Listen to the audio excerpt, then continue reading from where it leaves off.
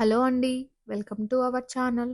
ఈరోజు వీడియోలో మనందరికీ తెలిసిన రాగి జావని ఇంకా హెల్తీగా ఎలా చేసుకోవాలో చూపిస్తున్నాను.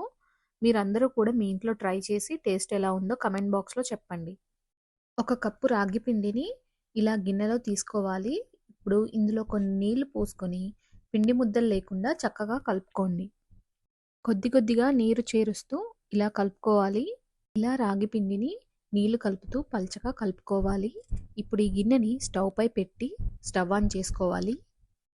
జావ బాగా మరిగి చిక్కబడే వరకు గంటెతో కలుపుతూనే ఉండాలి, లేదంటే ఉండలు కట్టేస్తుంది.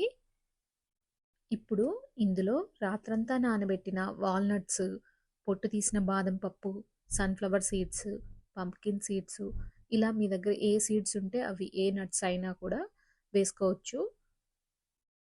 ఇప్పుడు ఈ నట్స్ అన్నీ మిక్సీ జార్‌లో వేసి కొద్దిగా కాచి చల్లార్చిన పాలను కూడా యాడ్ చేసి మెత్తని పేస్ట్‌లా చేసుకోవాలి. ఈ పేస్ట్‌ని చిక్కబడిన జావలో పోయాలి. తర్వాత తురిమిన బెల్లం కూడా వేసుకొని బాగా కలపాలి. ఈ ప్రాసెస్ అంతా కూడా స్టవ్ సిమ్‌లో ఉంచుకొనే చేయాలండి, లేదంటే అడుగంటేస్తుంది. ఇందులో మనం వేసిన బెల్లము మరియు నట్స్ పేస్టు బాగా జావలో మిక్స్ అయ్యేలా కలుపుకోవాలి.